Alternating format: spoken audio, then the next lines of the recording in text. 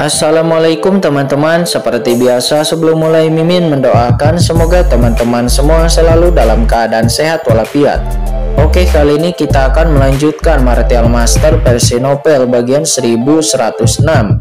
Bagi yang baru bergabung, selamat bergabung, dan bagi yang belum subscribe dulu lah agar Mimin tambah semangat lagi nih bikin videonya. Oke, kalau sudah kita langsung masuk ke isi ceritanya.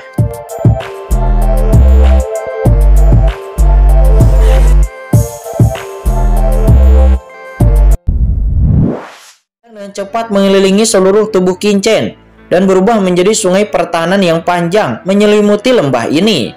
Saat ini Qingchen hanya perlu untuk terus bertahan, dan selama potongan baju besi hitam itu dapat digali maka itu akan sepenuhnya berhasil.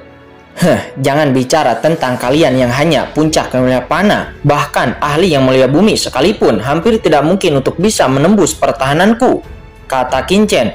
Dia menus dingin. Selain itu, di tubuh Qingchen, baju besi Hao Tian juga siap bergerak. Selama serangan lawan terlalu kuat, maka Qingchen akan segera mengaktifkan baju besi Hao Tian sesegera mungkin. Dan Qingchen akan membuat orang-orang ini tidak akan pernah bisa menghancurkan pertahanannya. Bunuh, ayo bunuh, tangkap harta karun itu. Orang dari klan naga sejati inilah yang mencari kematiannya sendiri. Tim dari master lainnya akan datang, ayo cepat. Tiba-tiba 3 tim di tempat kejadian berteriak. Total 8 master di ranah tingkat yang mulia panah puncak pun pada saat yang bersamaan menyerang langsung ke arah Qingchen. Para master dari ketiga tim ini menunjukkan serangan besar-besaran mereka pada saat yang bersamaan. Serangan-serangan yang dilepaskan oleh masing-masing dari 8 ahli puncak yang mulia panah pun itu seperti meteorit yang jatuh ke arah Qingchen. Seketika serangan-serangan itu pun membuat sungai pedang aura bergetar dengan keras. Tetapi sungai aura pedang Qingchen tidak pernah hancur. Energi naga sejati di tubuh Qingchen beredar ke ekstrim, dan kekuatan magis dari berbagai asal ditanamkan ke sungai aura pedang, sehingga meskipun sungai aura pedang berfluktuasi dan keras, tetapi itu tidak pernah dihancurkan secara langsung. Brengsek, mengapa pertahanan orang ini begitu kuat? 8 master dari klan penjara, klan raksa, klan tulang, dan klan batu semuanya pun terkejut.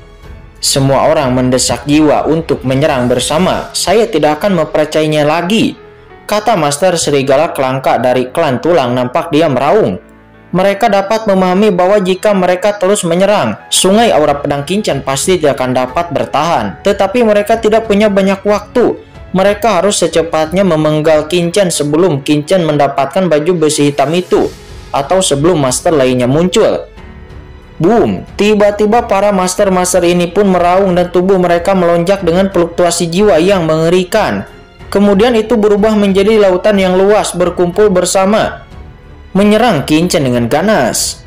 Kemudian sebagian besar serangan-serangan jiwa itu menembus sebagian dari aura pedang sungai Qingchen dan dengan sengit membombardir ke arah Qingchen. Dan pada saat kritis ini, Qingchen pun akhirnya segera mendesak baju besi Hao Tian. Dia tidak boleh membiarkan lawan menerobos pertahanan jiwanya sendiri, meskipun itu mungkin tidak akan dapat membunuhnya. Akan tetapi selama Qingchen mandek sejenak saja, sungai pedang aura akan runtuh dan lawan akan dapat menyerang Qingchen dengan bebas. Baju besi Hao Tian didesak, dan seketika serangan jiwa yang mereka perlihatkan pun langsung melemah 90% setelah memasuki baju besi Hao Tian. Dan segera setelah 10% terakhir dari serangan jiwa yang memasuki lautan jiwa Qingchen, itu pun juga langsung dimusnahkan dengan kekuatan Qingchen dengan mudah. Dan itu tidak menyebabkan Qingchen terluka sedikit pun. Apa? Diblokir? Klan tulang, klan batu, dan yang lainnya pun nampak terkejut. Bagaimana itu bisa terjadi? 8 ahli puncak yang mulia panah tidak dapat menghancurkan pertahanan jiwa Qingchen. Ini benar-benar sulit dipercaya bagi mereka. Serangan jiwa mereka sangat kuat. Akan tetapi siapa yang pernah berpikir bahwa setelah serangan jiwa mereka menghantam Qingchen, itu seperti batu yang tenggelam ke laut tanpa gelombang sedikit pun. Pada saat ini mata Qingchen jatuh kepada potongan baju besi hitam, dan Qingchen melihat bahwa potongan baju besi hitam akhirnya muncul dari tanah. Segera setelah itu potongan baju besi hitam itu pun memancarkan atmosfer kuno. Ini skala dari semacam makhluk, kata Qingchen. Dia terpana. Pada saat ini dia terkejut ketika melihat baju besi hitam ini, dan ternyata itu menjadi sebuah skala. Skala ini jelas dari semacam makhluk kuno. Segera setelah itu napas langit yang kacau melonjak membentuk gelombang besar di dunia ini, dan kemudian skala ini benar-benar dibungkam dan berubah menjadi potongan baju besi hitam yang sangat biasa. Aura kekacauan. Apakah ini sebuah baju besi dari semacam makhluk kacau kuno? Kata Qin Chen, dia menghirup udara dingin. Jika demikian, maka itu akan sangat menakutkan. Ini hanya skala, namun setelah ratusan juta tahun ini masih memiliki aura dan kekuatan tingkat yang mulia bumi. Lalu, level apa makhluk kuno ini sebelum kematiannya? Tianjun. Atau apakah sesuatu yang lain? Kata Qin Chen, dia pun segera mendesak kekuatan jiwa dan tidak bisa mengendalikan banyak hal lagi. Qin Chen meraung, kekuatan jiwanya langsung mengalir kepada sisi hitam yang seperti baju besi hitam itu bersamaan dengan kekuatan di tubuhnya, mencoba untuk menanamkan tanda kehidupan di dalamnya. Jejak kekuatan jiwa Qin Chen dengan cepat menembus ke dalam baju besi hitam tersebut. Segera tanda kehidupan secara langsung berhasil dicetak, dan baju besi hitam yang lebih mirip kepada skala hitam itu berhasil mengenali sang guru. Ini benar-benar bukan semacam harta karun tingkat bumi yang sebenarnya, kata Qin Chen. Tatapannya menjadi kental, karena di dalam skala hitam ini Qin Chen hanya merasakan kekuatan kekacauan yang sangat kuat dan zaman kuno, tetapi tidak ada pesan dalam harta karun ini. Perlu dicatat bahwa dalam keadaan normal, setelah harta yang digali dimurnikan, informasi pasti akan diturunkan darinya. Tetapi tidak ada informasi yang dikirimkan oleh skala hitam ini. Jadi hanya ada dua kemungkinan. Salah satunya adalah bahwa skala hitam ini hanyalah sebagian kecil dari harta karun yang sebenarnya, bukan intinya. Jadi tidak ada pesan dalam skala hitam ini. Sedangkan yang kedua adalah bahwa skala hitam ini hanyalah skala biasa, bukan harta karun yang dibuat oleh pengorbanan, dan tidak akan ada informasi yang tertinggal di dalamnya. Qin Chen lebih cenderung untuk kemungkinan kedua. Dan pada saat ini, boom, boom, boom, sebanyak serangan dari 8 puncak yang mulia panah pun langsung menghantam sungai aura pedang lagi. Dan seketika sungai aura pedang itu pun berguncang lagi. Saat ini dengan gerakan Qin Chen, skala hitam itu pun secara instan menyusut dan langsung bergabung ke dalam tubuh Qin Chen, berubah menjadi skala yang menutupi tubuh Qin Chen. Pada saat ini Qin Chen melangkah keluar dan Qin Chen pun mengungkapkan sosoknya. Segera mata 8 puncak yang mulia panah yang sebelumnya mempung Qin Chen saat ini menunjukkan ekspresi kekecewaan. Sial, baju besi hitam itu telah diambil oleh anak itu. Sialan, setelah menghabiskan begitu lama, aku tidak mendapatkan apa-apa. Mata para master dari 3 tim itu marah dan mereka tidak mau, dan mereka sangat kecewa. Sebelumnya Qin Chen dapat menyingkirkan bagian baju besi hitam. Mereka tidak dapat menembus pertahanan Qin Chen bersama-sama. Dan sekarang anak ini telah memperoleh harta karun baju besi hitam. Dan jika mereka ingin mendapatkan harta karun tersebut, maka mereka harus membunuh Qin Chen.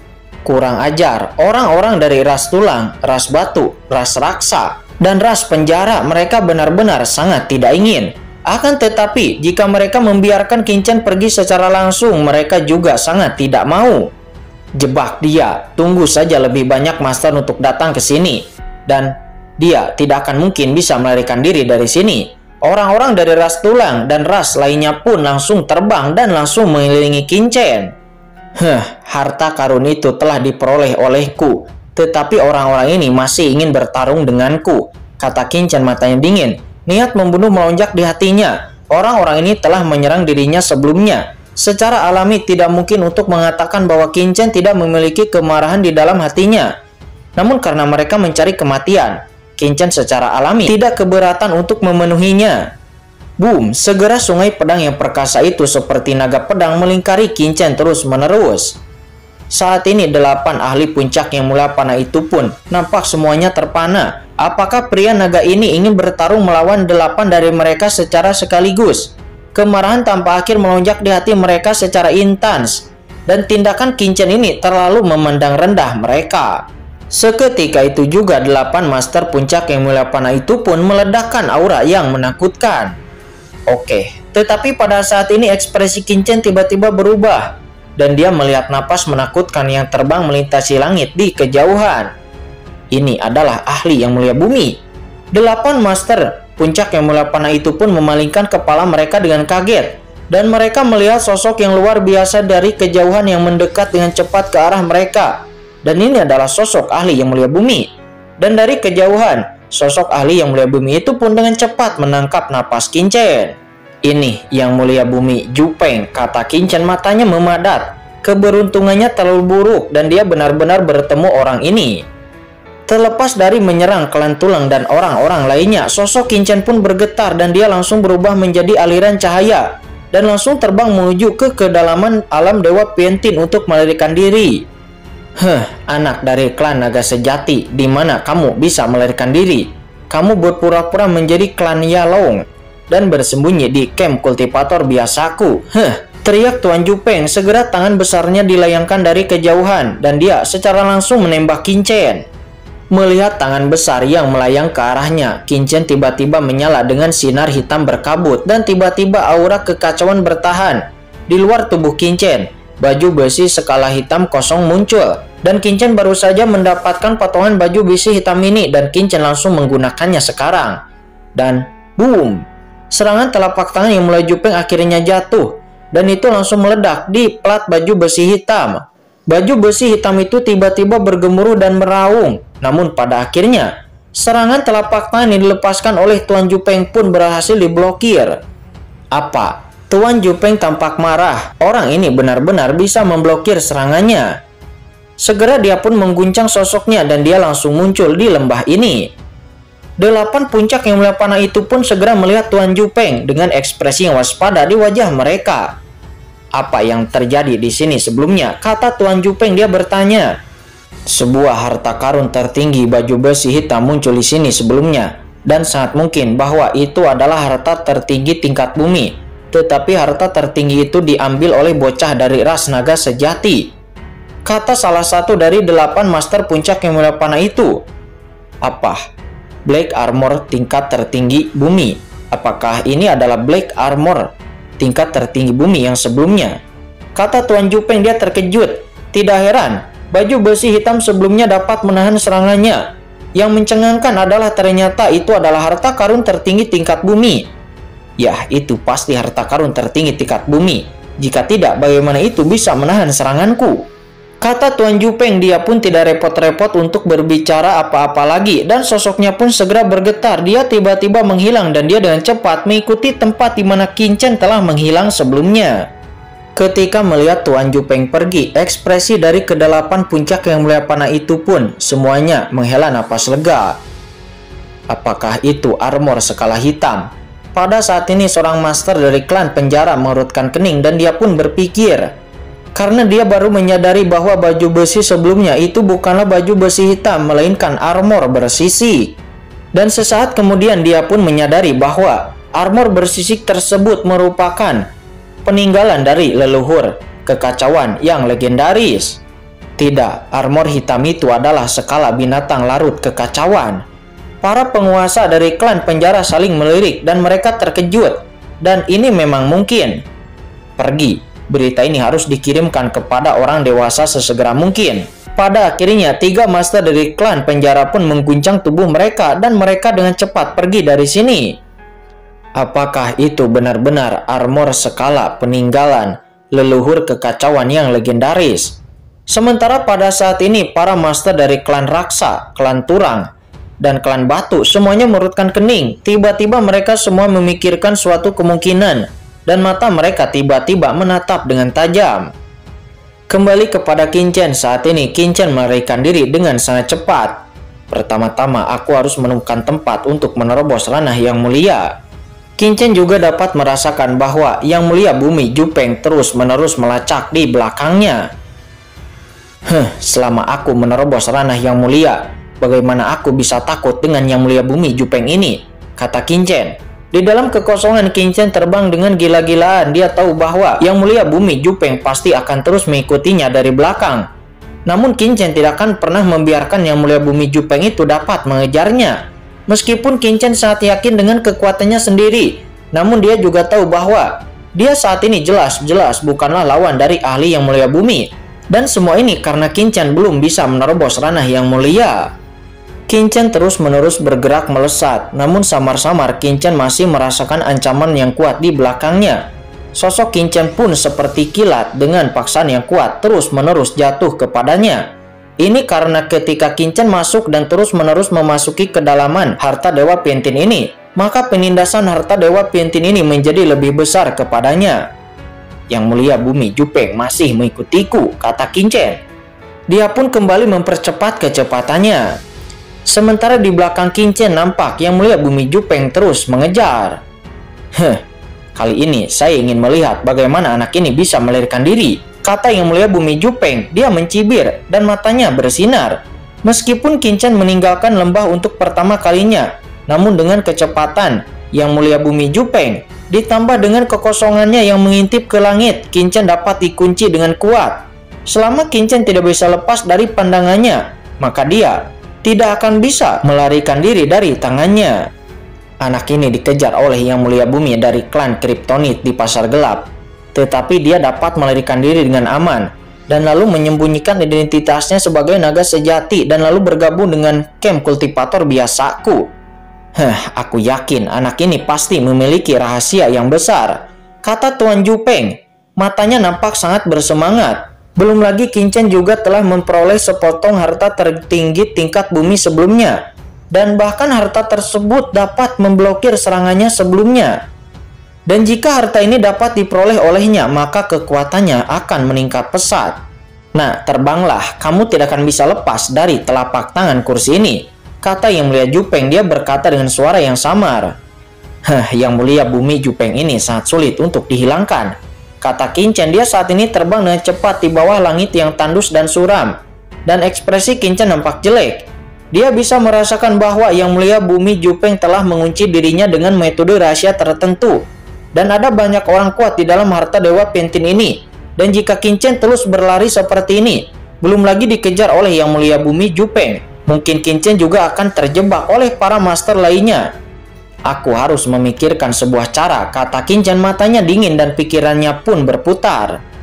Yah, itu dia. Sementara Qingchen dengan cemas memikirkan sebuah solusi, tiba-tiba Qingchen melihat gelombang ketiadaan yang aneh di depannya. Riak-riak kekosongan ini nampak dengan aura yang aneh, memberi Qingchen perasaan samar, sedang melihat sungai waktu lagi. Ini adalah area aliran waktu, kata Qingchen. Sebelum masuk, Qingchen juga telah mempelajari alam rahasia Dewa Piantin ini. Dikabarkan bahwa alam rahasia Dewa Piantin ini sangat aneh. Aliran waktu di sini di beberapa tempat akan berbeda dari dunia luar. Itu akan cepat dan lambat. Itu juga membentuk beberapa keberadaan khusus yang berisi kekuatan waktu. Tempat semacam ini sangat berbahaya dan bahkan para master di ranah Yang Mulia Bumi pun tidak akan berani masuk dengan mudah. Karena bagaimanapun kekuatan waktu sangat istimewa. Akan tetapi pada saat ini mata Qingchen menjadi cerah setelah melihat kekuatan pusaran waktu seperti ini. Qingchen yakin bahwa Yang Mulia Bumi Jupeng menggunakan metode rahasia untuk dapat mengunci posisinya. Akan tetapi selama Qingchen memasuki area dengan pusaran waktu tersebut, maka metode rahasia Yang Mulia Jupeng itu pasti akan dihilangkan. Kemudian tanpa ragu-ragu Qingchen pun langsung bergegas ke daerah itu dengan aliran waktu yang aneh di depannya. Pada saat berikutnya, Qingchen segera merasakan tahun-tahun mengalir melalui tubuhnya seperti air yang mengalir. Dan dia merasa bahwa seolah-olah dia lewat dari lahir ke pertumbuhan, dewasa, usia tua, usia muda, dan bahkan sampai kepada kematian. Qingchen pun terkejut. Dia tidak tahu apakah dia benar-benar akan mati begitu dia meninggal di tempat ini. Tidak heran tempat ini akan sangat berbahaya, dan bahkan para ahli Yang Mulia Bumi pun tidak akan berani masuk dengan mudah. Segera Qingchen pun mendesak asal-usul waktu di tubuhnya. Dan oleh karena itu, akhirnya Qingchen lebih sedikit aman. Akan tetapi Qingchen selalu berhati-hati untuk tidak sampai memasuki pusaran waktu. Karena jika Qingchen secara tidak sengaja memasuki pusaran waktu tersebut, maka mungkin Qingchen akan mati. Namun walaupun begitu, Qingchen memiliki keyakinan bahwa selama Qingchen tidak sengaja memasuki pusaran waktu, dengan asal-usul waktu miliknya, Qingchen mungkin akan masih aman. Di saat yang sama, Qingchen juga langsung mendesak cahaya milenium. Setelah beberapa rute terbang dan perubahan berurutan, 1 jam kemudian Qingchen datang ke tempat yang relatif dalam dan berbahaya di sekitar pusaran waktu. Dan kemudian Qingchen menemukan hutan pegunungan. Qingchen pun melarikan diri ke tanah di bawah pohon kuno yang besar. Dan di tempat ini Qin-Chen mengatur formasi larangan penyembunyian. Dan kemudian Qin-Chen mulai duduk bersila dan mulai berkultivasi di dalam retretnya. Dalam area aliran waktu ini sulit bagi persepsi ilahi untuk melepaskan jarak jauh, kecuali jika Yang Mulia Zhu-Peng datang ke arah di dekat retretnya dan mungkin dia akan menemukan lokasinya. Namun benar-benar tidak mungkin untuk menemukan jejaknya dalam waktu yang singkat.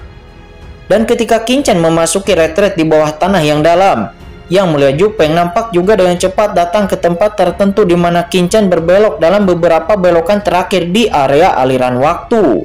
Namun pada saat ini karena Qin-Chen telah memasuki aturan waktu dan Qin-Chen juga telah mendesak cahaya milenium, akhirnya Yang Mulia Zhu-Peng pun kehilangan sepenuhnya jejak Qin-Chen. Yang Mulia Bumi Zhu-Peng berdiri di sini untuk waktu yang lama, persepsi ilahinya bahkan dengan hati-hati menggeledah di bawah tanah di dekatnya.